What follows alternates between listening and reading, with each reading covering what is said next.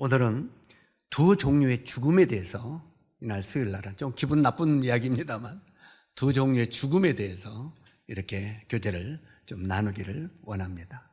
한번 저를 따라서 읽어주시면 좋겠습니다. 두 종류의 죽음. 우리 시편 90편을 열어주시면 좋겠습니다.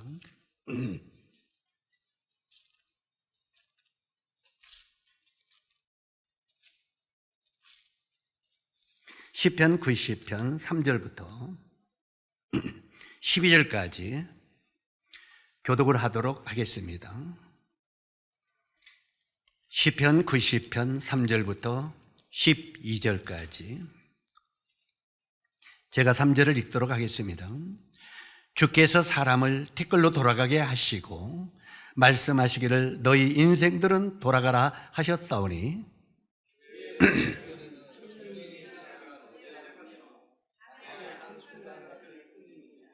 주께서 그들을 홍수처럼 쓸어가시나이다. 그들은 잠깐 자는 것 같으며 아침에 돋은 풀과 같으니이다.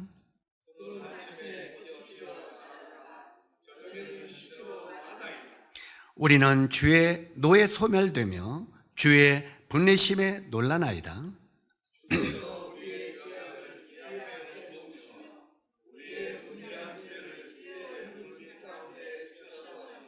우리의 모든 날이 주의 분노 중에 지나가며 우리의 평생이 순식간에 다했나이다.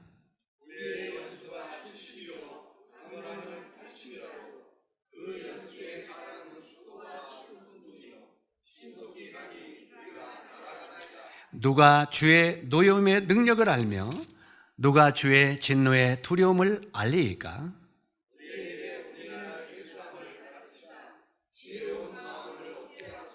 아멘.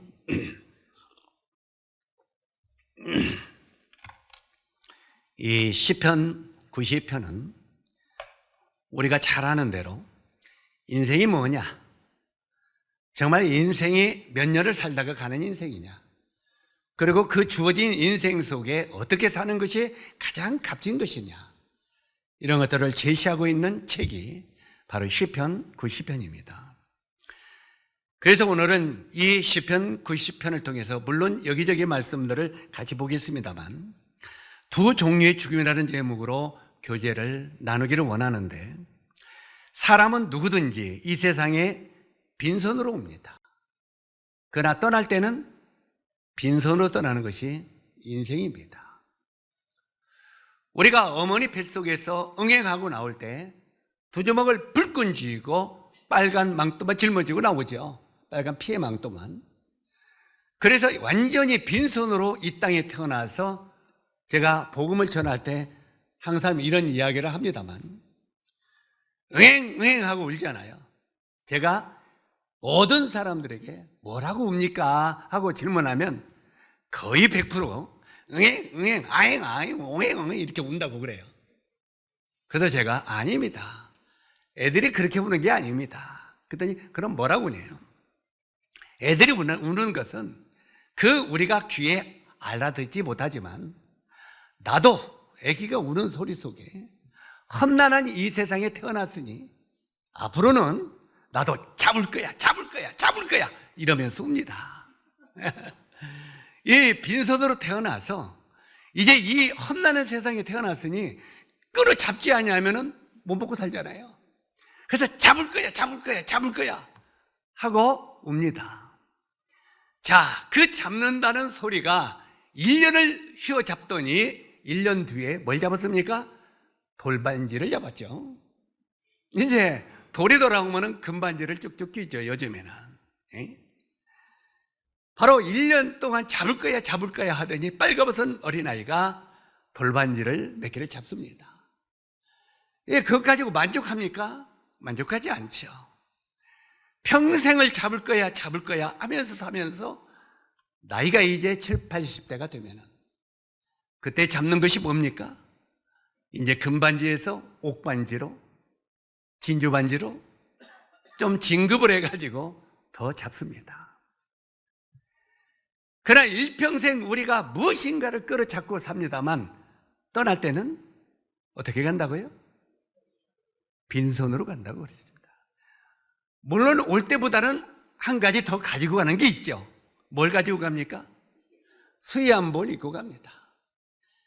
요즘에 젊은이들은, 옛날 어른들은요, 그래도 부모님이 돌아가시면 조금 비싼 삼배라도 해야 된다고. 저는 그 삼배가 안 어울리더라고요. 나는 죽어도 애들한테 나는 삼배 옷을 입히지 말아라. 끄끄럽다. 죽은 사람이 끄끄란 걸 알 수 없습니다만, 그 끄끄란 삼배를 왜 입히는지 모르겠어요. 너무 끄끄래요. 뭐 죽은 사람이 시원한 걸 알아, 물 알아. 그냥 보들보들한 거 입히면 좋죠. 그래서 제일 싼 보들한 것이 좋은 것 같아요. 죽어도. 그런데 그 실제로 그런 것들을 부모들이 돌아가실 때 합니다만, 그러나 그 수의한복을 입고 떠나가는 것이 인생입니다. 그런데 그 수의한복을 입고 떠나가는 인생을 살면 아무것도 따이다는 거예요. 아무것도. 그래서 성경은 뭐라고 말하고 있습니까? 성경은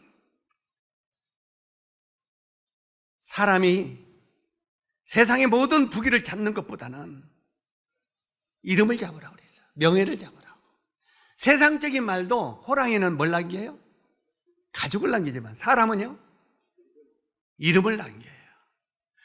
적어도 우리가 이 땅에 살다가 짤막한 7, 80년을 살다가 죽는데, 저는 올해가 75이 되니까 제 예상이 우리 이 영수 형제님한테도 몇몇 그 아픈 사람한테도 우리 5년만 더 사는 걸로 계산 잡자.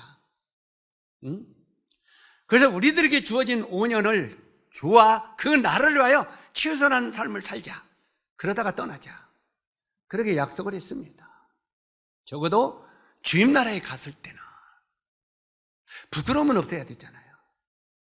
부끄러움은 없어야죠. 그리고 이 땅을 떠날 때도 뭔가 자취를 남기는 사람이 되어야 되지 않겠어요? 이름을 남기는. 나중에 오늘 나옵니다만 정말 영광스럽게 죽은 사람 중에 하나가 누굽니까? 도르가 자매잖아요. 도르가 자매가 가진 재산은 뭐가 있었습니까? 바늘과 실이 있었어요. 그리고 옷감 몇 개가 있었어요. 자기가 가지고 있는 재산 목록인 옷감과 바늘과 실을 가지고 그 당시 가난하고 헐벗고 사는 과부들의 옷을 지어주는, 이것에 모든 재산을 투자했다는 거예요. 누가요? 다비다 자매가. 그 가지고 있는 조그마한 재산을 더 어려운 과부들을 하여 최선을 다했을 때 그 너무나 과로를 했는지 다비다 자매가 일찍 죽었잖아요.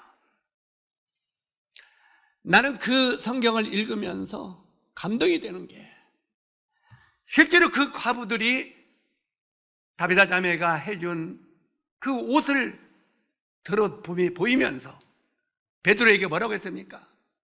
이게 다비다 자매가 헐벗고 굶주리는 우리를 위하여 해준 옷이다고. 그 자매가 이렇게 우리들에게 사랑을 베푸는데 그가 먼저 갔다고. 이제 앞으로 우리는 어떻게 살아?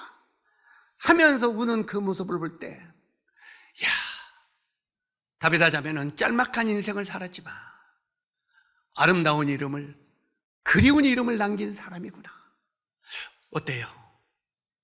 한 세상 왔다 갔다 하면서 우리가 그런 아름다운 이름을 남기는 거 중요하지 않을까요? 사랑하는 형제 자매 여러분, 여러분은 무엇을 남기기를 원하십니까? 짤막한 인생 살면서 아둥바둥하면서 네가 크냐 내가 크냐, 네 말이 맞냐 내가 말이 맞냐, 이렇게 인생 살다가 나중에 비참하게 이 땅을 떠날 때 너는 뭐 하다 왔냐? 싸우다 왔어요. 너는 뭐 하다 왔냐? 욕심내다 왔어요. 이거 너무너무 부끄러운 치욕 아닙니까? 여기 이 성경에 보면 두 죽음에 대해서 여러 사람이 등장하고 있는데 성경은 이렇게 말합니다.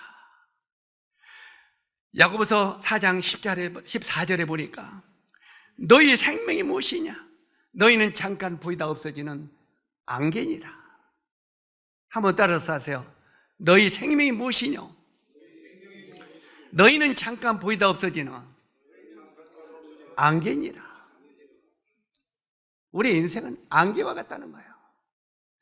안개가 아침에 찬히 피었다가 잠시 후면 해가 뜨면 사라지죠. 우리 인생이 그러다가 말이에요. 하나님께서 사람의 연수가 70이요 강건하면 80이라고 했다니까. 우리가 하나님이 정하신 수가 70년에 80년이라는 거예요. 그 안에 들어가면 우리 인생도 이제는 마지막을 향해 가는 거라고 말이에요. 그런데 아침에 피었다 잠깐이면 사라지는 안개와 같은 게 우리 인생이다 그 말이에요. 우리도 엊그저께 이팔청춘이었잖아요. 그래 안 그래요? 너희 생명이 무엇이냐? 저희는 잠깐 보이다 없어지는 안개니라. 그 다음에 욥기서 21장 23절로 26절에 보니까 뭐라고 되어 있습니까? 힘 있는 자도 부한 자도 가난한 자도 결국은 한 줌의 흙으로 돌아가느니라. 이게 인생이에요. 다시 반복해서 읽습니다. 힘 있는 자도 부한 자도 가난한 자도 결국은 한 줌의 흙으로 가느니라. 돈이 많아도 한 줌의 흙으로 가고 가난한 자도 한 줌의 흙으로 간다는 거예요. 우리 인생은. 그리고 사무엘상 20장 3절에 보니까 나와 사망 사이는 한 걸음뿐이니이다. 죽음과 나 사이는 한 걸음이라는 거예요. 한 걸음 앞에 내디면 나에게는 죽음이 찾아온다는 거예요. 사랑하는 여러분, 여러분은 죽음을 준비했습니까? 죽음을 준비하지 않은 사람은 죽음을 두려워합니다.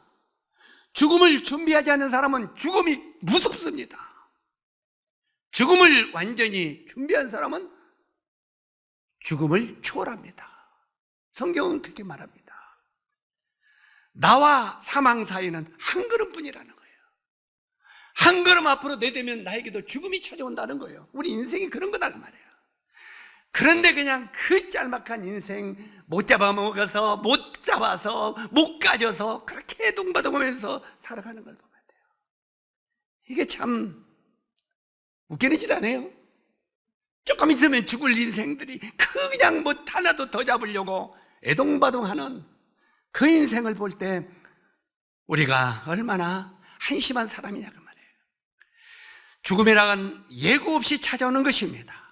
우리 인생은 정말 아무것도 아닙니다. 어떻게 보면 헛뚱한 말이지만 아무것도 아니에요. 성경에는요, 좋지 않은 인생을 살다 죽은 사람들이 많이 나와요. 맞아요. 좋지 않게 살다가 죽은 인생들. 그 중에 대표적인 사람이 첫 번째 사사기 9장 52절로 55절에 보면 아비멜렉이 나옵니다. 아비멜렉. 이 아비멜렉은요 어떤 사람입니까? 그는 자기가 왕이 되고 싶었어. 왕이 되고 싶어가지고 형제들 70명을 죽입니다. 배다른 형제, 친형제, 남김없이 70명의 형제들을 죽여요. 왜? 다른 형제가 살았으면 그가 내 왕위를 뺏어갈 것 같으니까. 그 왕을 되기 위해서 70명의 형제를 죽입니다. 아비멜렉이요. 자, 이 왕이 대체 무엇인지, 이 권력이 무엇인지 이것을 위하여 형제 70명을 죽입니다. 권력의 노예가 되어서 그는 세상에서 수단과 방법을 가리지 않고 꿈을 이뤘습니다. 70명의 형제가 날 죽이고 왕이 됐어요. 그러니까 꿈을 이루기는 이뤘어요. 이뤘으만 그러나 결국은 비참한 죽임의 길로 그 인생을 마무리했습니다. 죽음도 정말 비참하게 죽었어요. 이게 뭐요? 70명을 형제가 날 죽이고 왕이 되는데 결국은 자기 자신도 비참하게 죽음을 맞이한 이걸 보면서 인생이 과연 뭐냐고, 권력이 무엇이냐고 말이에요. 우리는 내가 크기 위하여 다른 사람을 여지없이 죽이려고 하는 마음이 있어요, 없어요? 있습니다. 내가 높고 내가 크기 위하여 다른 사람을 짓밟아버리는 이런 인생을 사는 인생들이 수없이 많아. 다시 말해서 아비멜렉 같은 마음이 우리 마음을 지배하는 사람들이 있을 수 있다 이 말이야. 여러분, 우리는 내가 좀 크기 위하여 다른 사람에게 내가 좀 높게 보여서 다른 사람을 짓밟아버리는 이런 비극적인 인생을 살아서는 안 된다는 거예요. 아비멜렉이 그랬어요. 이건 정말 어떻게 보면은 지 한 발도 안 되는 죽음을 눈앞에 보면서도 그 길을 걸어갔던 아비멜렉을 보면서 참 인생이 뭐냐, 이런 권력을 위하여 가족들을 짓밟고 죽이는, 이게 과연 인생인가, 권력의 무상함인데 하는 생각을 하게 됩니다. 어쩌든 자기 자신을 높이기 위하여 다른 사람을 짓밟아버리고 죽이는 행위가 이 아비멜렉의 길을 따르는 길이라는 것을 우리는 알아야 됩니다. 다른 사람을 짓밟지 마세요. 이건 비극입니다.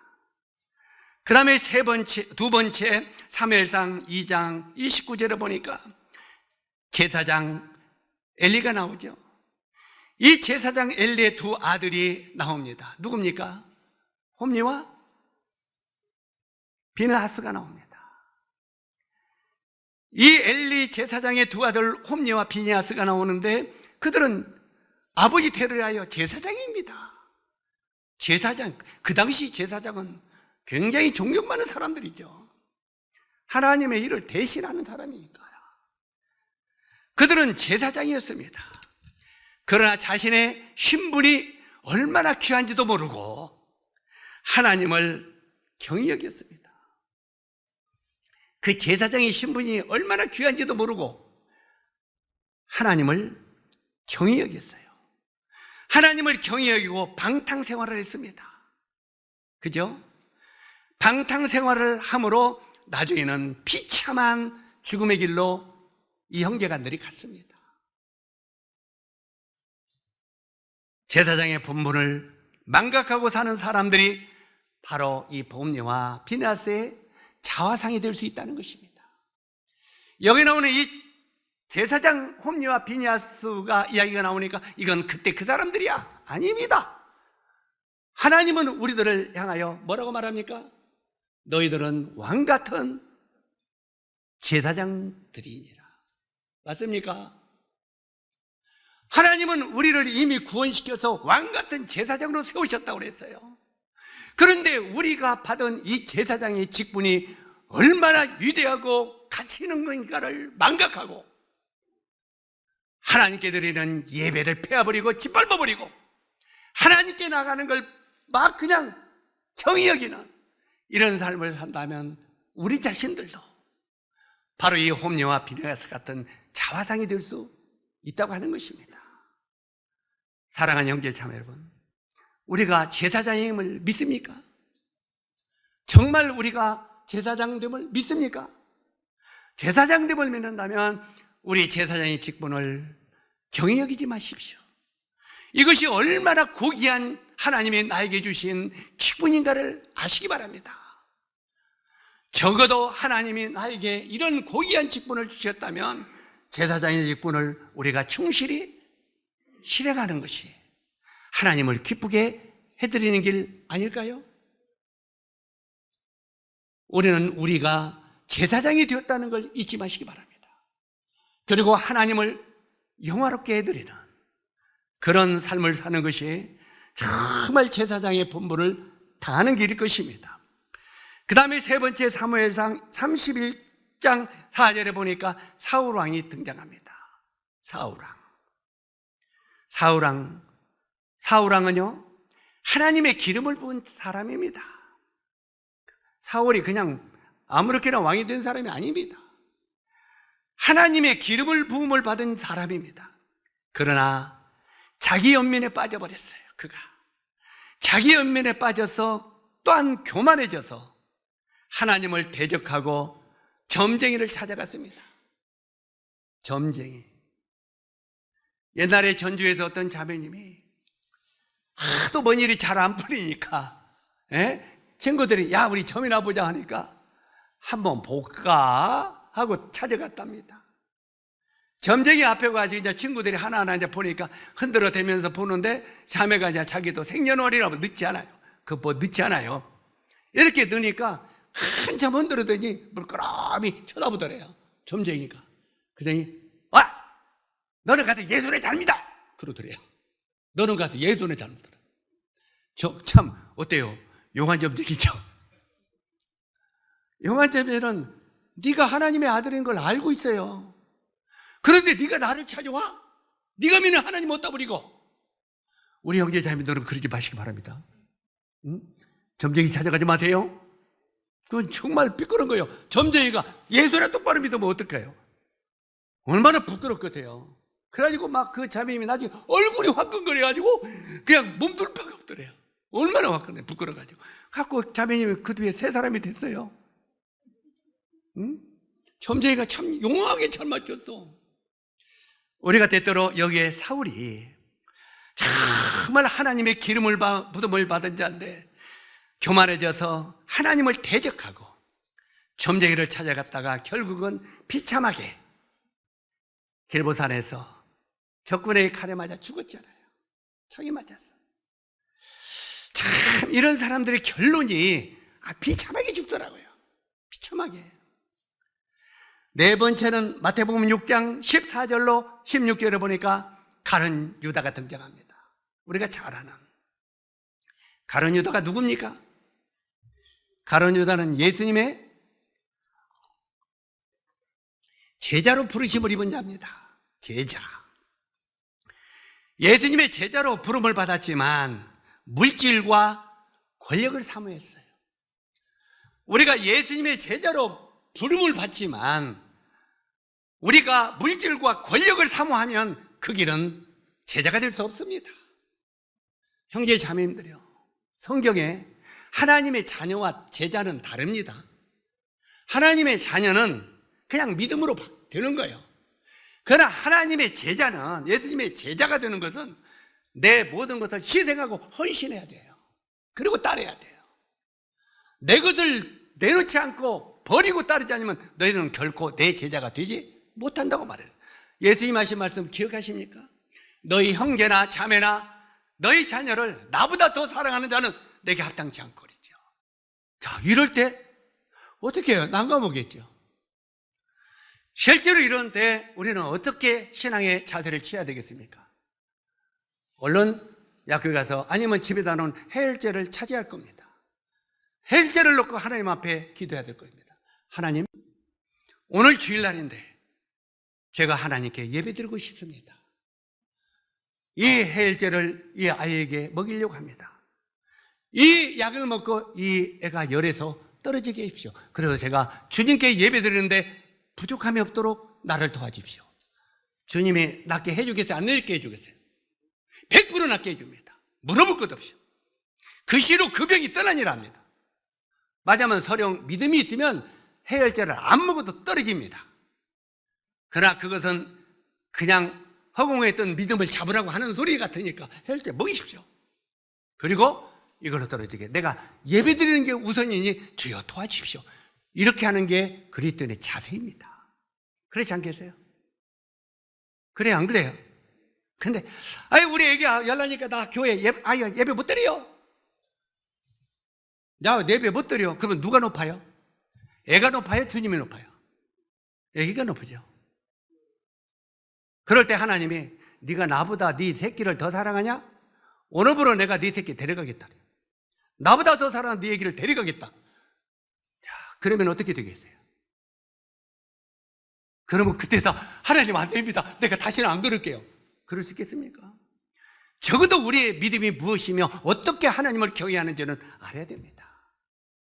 아무리 세상적으로 바쁘고 세상적으로 일이 있더라도 오 하나님 저를 도와주십시오. 오늘 주님을 경외하는 경배드리는 날입니다. 이 일에 내가 일로 세상 일로 방해받지 않게 도와주십시오. 아무리 세상 일이 급해도 주님 앞에 내가 예배드리고 그 다음에 이 일을 하겠나이다. 이런 믿음의 자세가 있으면 하나님은 그 가정과 그 개인을 축복하십니다. 아멘. 정말 그렇게 하십니다. 저는 50년 동안 주님 섬기면서 그걸 너무나 많이 체험했어요. 그 시로 내 병이 떠나니라. 참 놀랍지 않아요? 사랑하는 형제 참 여러분, 정말 여기 가룟 유다가요 물질과 권력을 사모함으로 주님을 은 30에 팔아버렸어요. 우리들은 뭐라고 말합니까? 에이 못된 놈 제자가 돼갖고 어떻게 은 30에 주님을 파냐 이렇게 하지만 내 모습이 가룟 유다의 자화상이 될 수 있다는 것입니다. 우리는 항상 성경이 나에게 너에게 무엇을 말하느냐, 성경을 읽으면서 이 사람이 바로 내 자화상이 될 수 있다는 걸 항상 기억하세요. 내 모습에서 내 자신이 가룟 유다가 될 수 있다는 말입니다. 은 30에 주님을 팔아버리고 주님을 떠나 살다가 멸망의 길로 떨어진 것이 가룟 유다입니다. 이들은요, 하나님을 알았고 어느 정도 관계도 유지를 잘했습니다. 가룟 유다도 처음에는 하나님과 주님과 관계 유지를 잘했어요. 그러나 그 안에 참된 생명이 없었습니다. 그 안에 참된 생명이 없었어요. 하나님은 모든 사람에 대하여 오래 참으시고 회개하기를 기다리시는 분이지만 가룟 유다는 돌이키지 않았어요. 가룟 유다가 성경을 읽어보면 예수님을 은삼십에 팔고 집에 가서 생각하니까 자기가 잘못됐다는 걸 알았어요? 몰랐어요? 성경에 보면 양심의 가책을 받았다고 그랬어요. 예수님을 은삼십에 팔고 양심의 가책을 받았어요. 그때 가룟 유다가 주님 앞에 나와서 주여, 내가 죽일 놈입니다. 주여, 제가 취약한 놈입니다. 저를 긍휼히 여기십시오. 그러면 가룟 유다 용서 받았겠어요? 안 받았겠어요? 유다야, 내가 오늘 나와 함께 천국에 있으리라, 이 소리 들었을 겁니다. 아멘. 왜요? 사람을 죽인 살인 강도가, 우편에 있는 살인 강도가 주여, 당신의 나라에 임하실 때, 나를 기업가셨을 때 내가 오늘 나와 함께 낙원에 있으리라. 주님이 그런 분이잖아요. 가룟 유다가 회개하고 주님 앞에 돌아서면 얼마든지 그가 용서함을 받을 수 있을 텐데, 양심의 가책은 왔는데 주님 앞에 나오지 않았어요. 그리고 그 양심의 가책을 따라 몸에 달아 죽었어요. 때때는요, 우리 형제자님들도 오해하면 안 됩니다.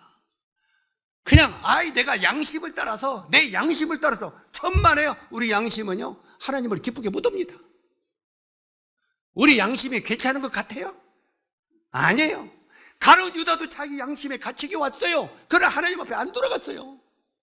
우리들도 얼마든지 양심을 따라 행동할 수가 있어요. 근데 그 내 양심이 하나님과 관계없는 인생일 수 있다 이 말이에요. 이걸 알아야 돼요.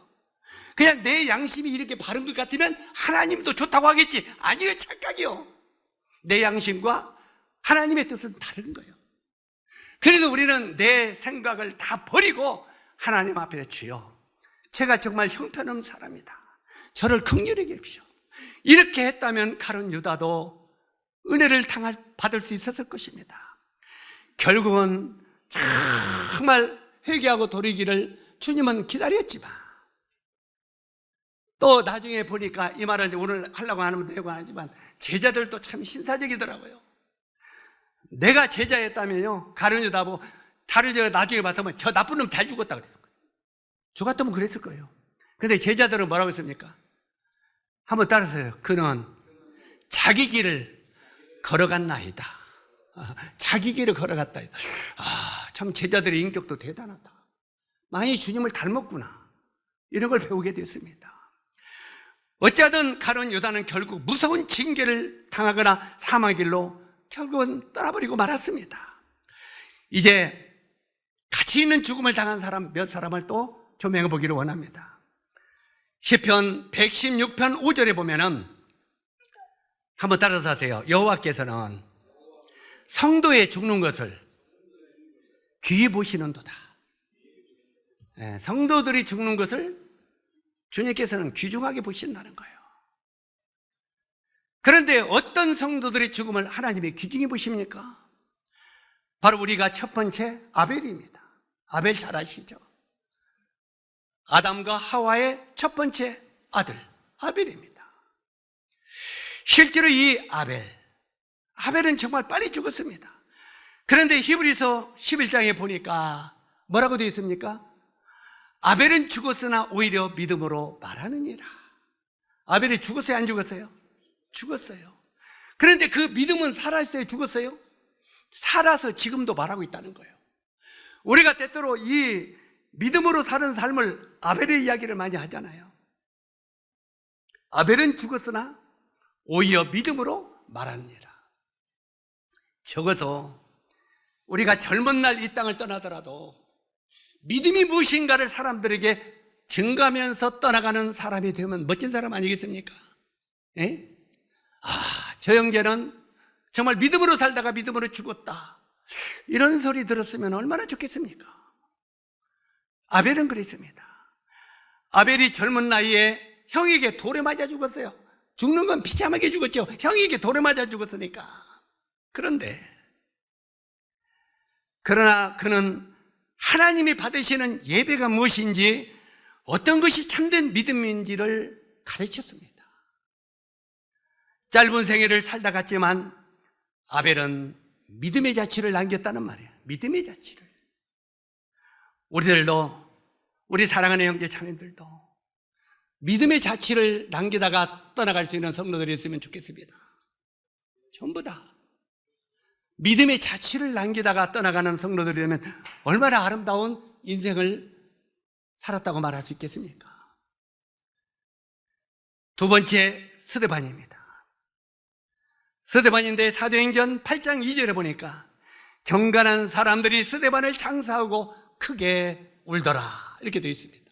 경건한 사람들이요, 스데반을 장사 지내고 크게 울더라.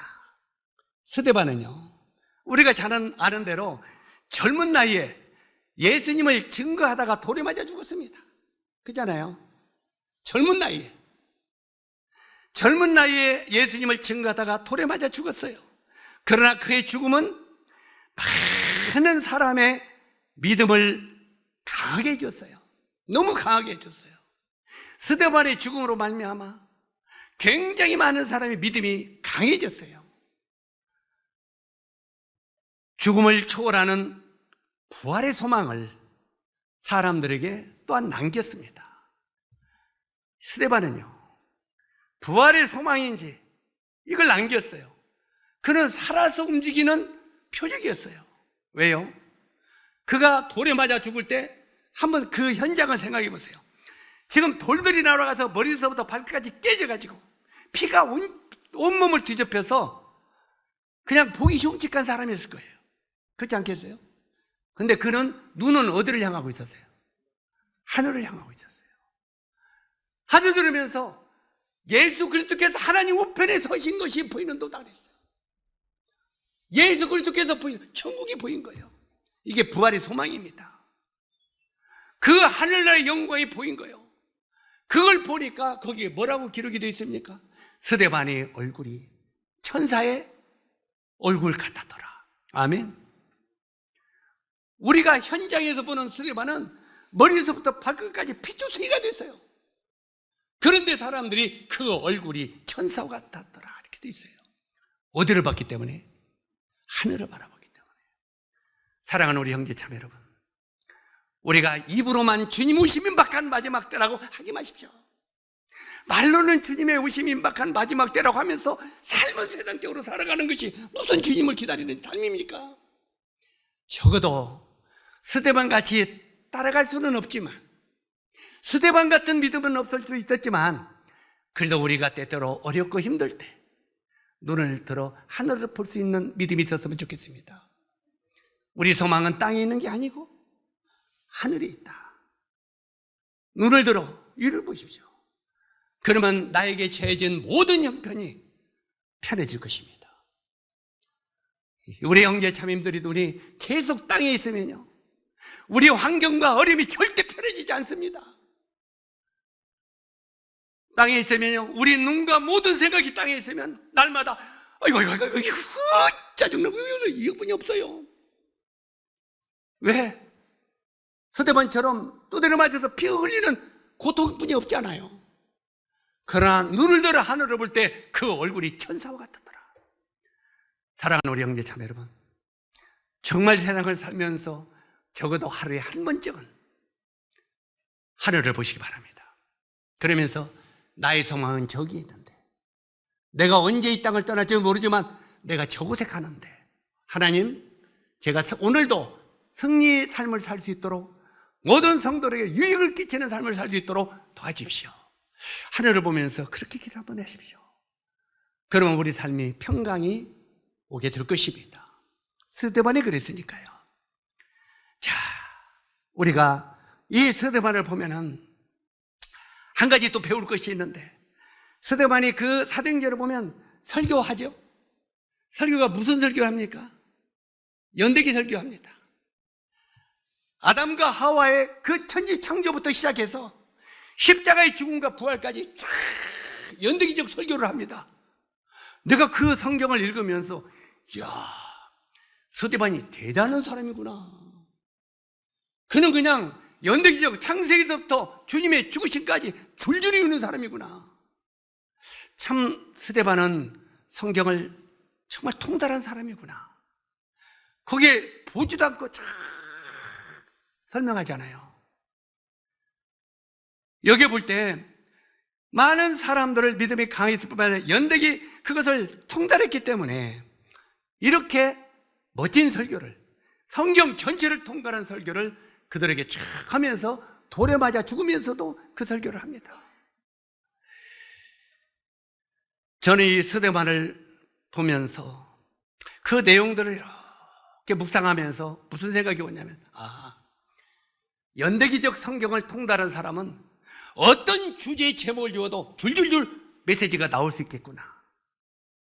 저는 그런 생각을 했습니다. 우리 형제님들에게 제가 질문 한번 하겠습니다. 우리가 성경을 알면은 던져주면 그게 딱 가지고 주제가 나와야 돼요. 내가 이 성경을 그 수없이 읽어보고 성경에 그 모든 연대기가 파노라마처럼 내 마음속에 정리되어 있으면 어떤 주제를 들어도 그때에 맞춰서 설교가 나올 수 있다는 말입니다. 그런데 내 마음에 들은 것이 없으면 떠덩거리게 되고 안 나오겠죠. 그래서 이 스데반을 보면서 우리가 성경을 알자, 여호와를 알자, 또 다른 말로 하면 성경을 읽자, 힘써 성경을 많이 읽자, 그렇게 하십시오. 때때로 저는 우리 형제 자매들이 성경에 가끔 한 번씩 미쳐볼 수 있었으면 좋겠습니다. 성경 한번 미쳐보세요. 그것도 괜찮아요. 적어도 이 성경을 통해서 어떤 주제를 두어도 이야기할 수 있는 그런 지식을 우리들은 통달할 수 있었으면 좋겠습니다.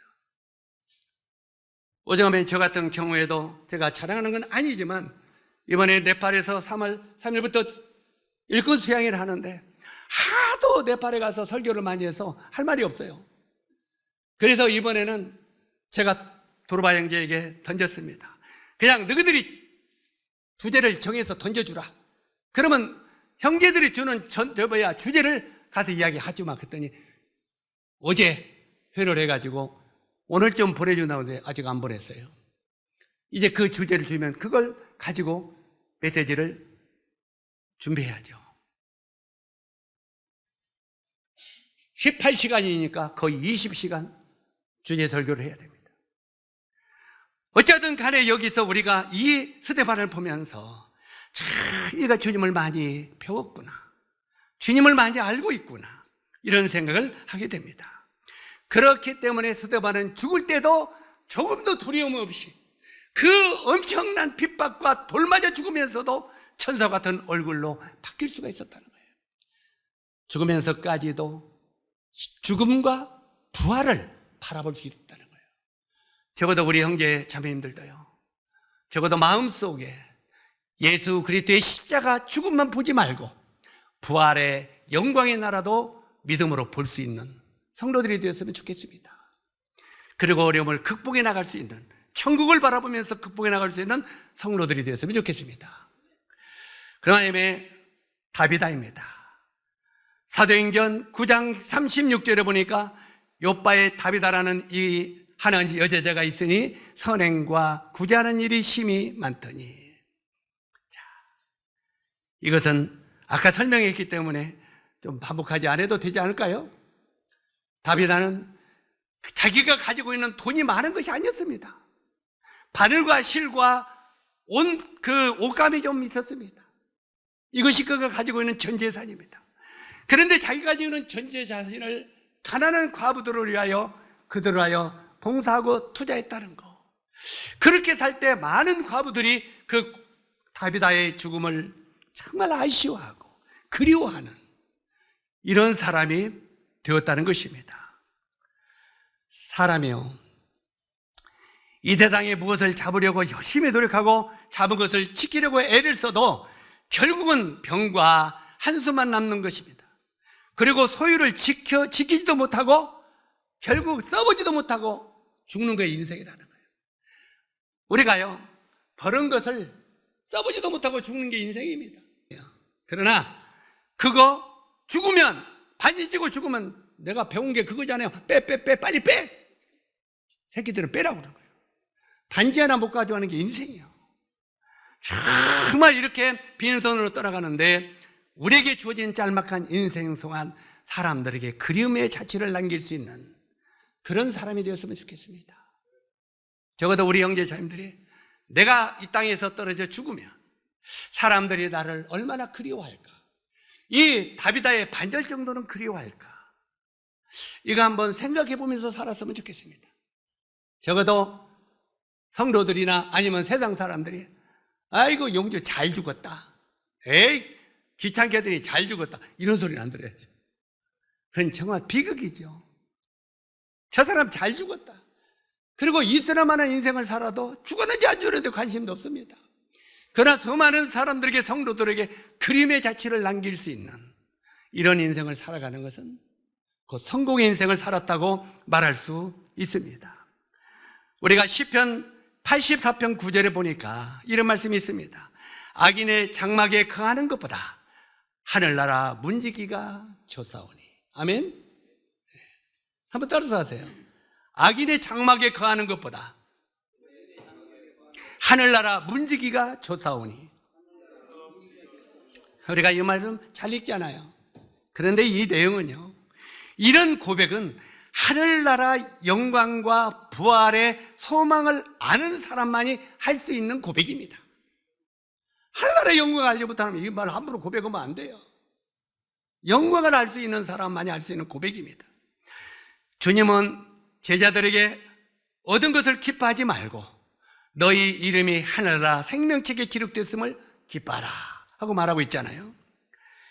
여러분의 이름은 확실하게 하나님 나라의 생명책에 기록되어 있습니까? 이건 1차적으로 중요한 거죠. 우리 생명이, 내 생명, 내 이름이 하늘나라 생명책에 기록되어 있는지, 교회 교적부가 아니라 하늘나라 생명책에 내 이름이 기록되어 있는 거 굉장히 중요한 것입니다. 그 다음에 시편 84편 9절에 보니까 주 안에 거하는 자가 힘을 얻고 복을 얻은 자이니이다. 주 안에 거하는 자가 복을 얻은 자이다. 주님 안에 거하지도 않으면서 나도 하나님의 생명책에 기록되어 있겠지 하고 착각하고 있다가 주님의 심판대 앞에서 나의 이름이 없다고 말하면 얼마나 두렵겠습니까? 네 이름이 없다고 기념 생명책에, 그러면 정말 비극이겠죠. 두려움이겠죠. 요한계시록 20장 15절을 보니까 누구든지 생명책에 기록되지 못한 자는 불못에 던지우더라. 이렇게 하나님 앞에는 두 가지 책이 있습니다. 하나는 생명책이고 하나는 기념책입니다. 이 기념책은 말라기서에 기록되어 있죠. 이제 하나님의 나라에 가면은 먼저는 생명의 심판을 받습니다. 천국과 지옥의 심판. 구원 받았느냐 안 받았느냐. 두 번째는 구원받은 그리스도인이 네 인생을 어떻게 살았냐, 하나님의 영광 아래서 네가 어떻게 살았냐, 아니면 나를 거절하면서 세상적으로 살았느냐, 이 심판을 받는다는 거예요. 여러분의 모든 행적은 하나님의 기념책에 기록됐을 것입니다. 그때는 우리가 정말 주님 앞에 이런 고백들이 나올 거예요. 저런 주님 앞에 내가 인생을 왜 이렇게 살았던 거, 이런 후회가 나올 겁니다. 그러나 그 후에 봐도 한 번 지나간 인생은 답은 두 번 다시 돌아오지 않습니다. 우리에게 주어진 짤막한 인생, 적어도 하나님의 기념책에 가치 있는 이름으로 남기게 되기를 바랍니다. 천국과 지옥의 심판은 생명책에, 상급의 심판은 기념책에 각각 기록된다고 말하고 있습니다. 이제까지 저는 사람들의 부흥에 신경을 썼는데, 아까 이야기한 대로 이제는 그리스도인다운 성도의 인격의 사역에 중점을 주기로 했습니다. 먼저는 그리스도인이 돼야 되겠다. 참된 하나님의 백성이 뭔지를 좀 확실히 아는 게 중요하겠다. 이게 인격이죠. 아무리 구원받아서 인격이 뒷받침이 안 되니까 이건 참 보기 흉하더라고요. 우리 형제 자녀들은 구원받았습니까? 구원받았으면 우리가 인격이 뒷받침하도록 노력해야 됩니다. 인격이 뒷받침되지 않는 그리스도인들이요, 정말 비극입니다. 왜요? 우리가 어떤 설교에 이런 설교도 들었죠. 세상 사람들은 싸우다가도 막걸리 한 잔이면, 막걸리 한 대박이면 화해한다는 거죠. 그런데 구원받았다고 하는 그리스도인들이 싸우면 죽을 때까지 가져간다는 거예요. 왼수같이. 이게 뭔 구원받은 성도들의 삶이에요? 이것은 아닐 수 있어요. 가짜일 수 있어. 정말 마음 가운데 성도를 미워하고 판단하고 원망하는 가짜 구원받은 사람일 수 있단 말이에요. 왜요? 구원받은 사람은 속에 양심이 그렇게 이끌어가지는 않아. 설령 우리가 화낼 수 있어요, 없어요? 나쁜 일을 할 수 있어요. 그러나 우리는 성경이 내 마음속에 나를 가책을 하게 하고 하나님 앞에 엎드리게 만드는 거예요. 이게 성도의 자세요. 그래서 성경에는 뭐라고 했습니까? 화를 내어도 해가 지도록 품지 말고. 뭐라고 말한 거예요? 화가 날 수 있다 이 말이에요. 부부싸움도 할 수 있다는 말이에요. 그러나 해가 지도록 품지 말래요. 실제로 우리들은요, 정말 저녁까지 화를 끌고 가면 안 돼요. 정말 내가 구원받은 그리스도인이라면 화낼 수도 있어요. 다툴 수도 있어요. 그러나 자백하고 버리는 자는 형통함을 얻으리라 그랬어요. 이게 그리스도인의 삶이에요. 성령은 우리를 그렇게 끝까지 매몰차게 하지 않아요. 정말 내 안에 성령님이 계시는가를 우리는 수시로 봐야 돼요. 그래서 하나님, 내 안에 성령이 나를 충만케 하셔서 내 마음에 이런 쓴뿌리가 일어나지 않도록 도와주십시오 하고 기도하십시오. 우리 안에는 쓴뿌리가 얼마든지 날 수 있어요. 이 쓴뿌리를 오래까지 가지고 가면 이 쓴뿌리가 나를 멸망으로 이끌어간다니까. 비극으로 이끌어가요. 그래서 그리스도인들은 해가 지도록 그런 걸 갖지 말아요. 풀어야 돼요. 성령 안에서 살려면 그걸 이야기하고 있어요. 여기 보니까 하나님은 썩어버릴 육신을 위해 살지 말고 썩지 않냐를 영원한 것을 위해 살라고 합니다. 전도서 9장 12절에 보니까 사람은 자기의 시기를 알지 못하나니. 우리는 언제 죽을지를 안다 모른다? 모른다는 말이에요. 우리는 왜요? 성경이 그러잖아요. 자기 시기를 알지 못한다는 거예요. 올 때는 순서가 있는데 갈 때는 순서가 있어요, 없어요? 없어요. 그래서 우리는 우리 시기를 알지 못하기 때문에 우리에게 주어진 시간을 하나님 안에서 가치 있게 살자는 거예요. 말로. 자, 마무리를 합시다. 전도서 7장 1절에 아름다운 이름이 보배로운 기름보다 낫고, 그 다음에 시편 90편 아까 읽었던 마지막 말씀이 뭐라고 했습니까? 우리에게 우리날 계수함을 가르치사 지혜의 마음을 얻게 하소서. 천천히 따라서 한번 얘기해 주세요. 우리에게 우리날 계수함을 가르치사 지혜로운 마음을 얻게 하소서. 확실하게 구원받고 생명체에 길 떼는 것과 주님의 교회와 복음을 위하여 남은 날을 잘 계수하며 사는 사람이 지혜로운 사람이라고 성경은 이렇게 말하고 있습니다. 이 말씀이 우리 형제 자매님들에게 교훈이 되기를 바랍니다.